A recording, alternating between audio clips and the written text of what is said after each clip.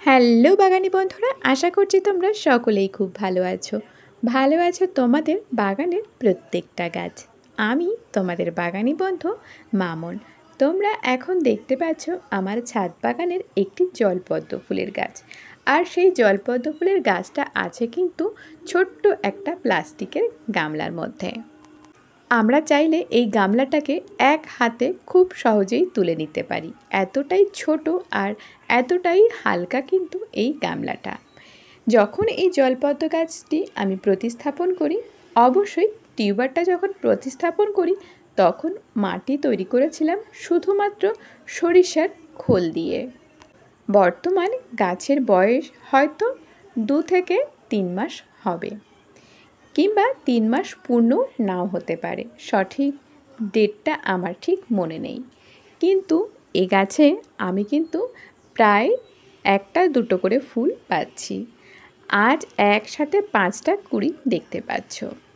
অনেক সময় একসাথে 3টে 4টে করে কুড়ি থাকে, আজ একসাথে 5টা কুড়ি আর একটা ফুল। গাছটার খুব একটা যত্ন কিন্তু করতেই হয় না। অনেকেই ভাবে জলপদ্ম গাছ করতে হলে অনেক বেশি যত্ন করতে হয়।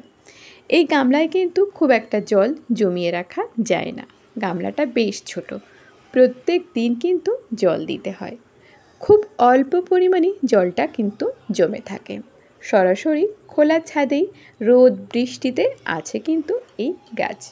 মাসে 1বার অথবা 2বার খাবার দিয়ে থাকি। কি খাবার দিই, কীভাবে দিই, সেটা তোমাদের সাথে অনেকবারই শেয়ার করেছি। এই জলপদ্ম ফুলের আইডি হলো আমার ক্যামেলিয়া।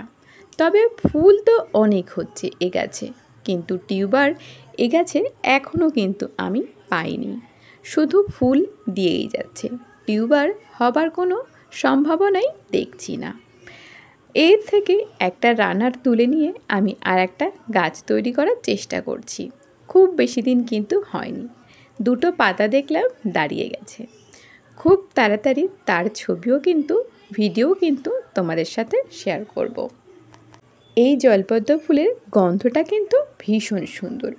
ফুলটা ফুটলে কিন্তু 2-3 দিন থাকে।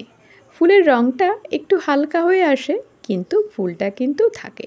আজ ফুলটা প্রথম ফুটেছে, খুব সুন্দর রং, খুব সুন্দর মিষ্টি গন্ধ আছে। কাল হয়তো রঙটা হালকা হয়ে যাবে, তারপরের দিন আরও একটু হালকা হয়ে যাবে, তৃতীয় দিনে ফুলটা প্রায় সাদা হয়ে আসে।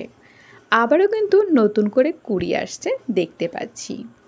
ছোট বড় সমস্ত জায়গায় কিন্তু এই ভ্যারাইটির জলপদ্মের গাছ করে আমরা ভালো পরিমাণে ফুল পেতে পারি। এখনও কিন্তু আমরা টিউবার বসিয়ে গাছ তৈরি করতে পারবো, আর সেই গাছে আশা করব পুজোর সময় কিন্তু ভালো পরিমাণে ফুল পাবো।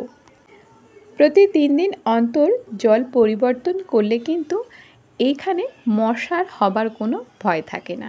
অনেকেই ভয় পাও জল জমিয়ে রাখলে মশার আক্রমণ হবে। আমার ছাদ বাগানে কিন্তু প্রত্যেক 3 দিন অন্তর বড় গামলার জল পরিবর্তন করে থাকি। ছোট ছোট গামলার জলগুলো কিন্তু আমি প্রত্যেক দিন পরিবর্তন করে থাকি। এই যে গামলাগুলো দেখছো, এছাড়াও যে ছোট ছোট টবগুলো আছে, চায়ের কাপ আছে, সেগুলোও কিন্তু আমি প্রত্যেক দিন জল পরিবর্তন করে থাকি। এতে করে জলটা পরিষ্কার থাকে, শ্যাওলা হয় না, মশা হবার চিন্তাই থাকে না। মাঝে মধ্যে কিন্তু পদ্ম গাছের নষ্ট পাতাগুলো কেটে পরিষ্কার করে রাখতে হবে, তাহলে দেখতে বেশ ভালো লাগে। আশা করছি এই ছোট্ট গামলাতে এখনও অনেক ফুলের দেখা পাবো। এখনও টিউবার যখনও হয়নি, আশা করছি এবছর এই গাছ থেকে আর টিউবার পাবো না, শুধু ফুলই পাবো হয়তো। যেভাবে ফুল ফুটছে আর কুড়ি আসতে, তাতে টিউবার হবার সম্ভাবনাই কিন্তু আমি দেখতে পাচ্ছি না। হয়তো এই ভ্যারাইটির জলপদ্মের টিউবার খুব একটা হয় না। রানার থেকেই হয়তো নতুন নতুন গাছ তৈরি করতে হবে। বড় জায়গায় বসালে কি হবে বুঝতে পারছি।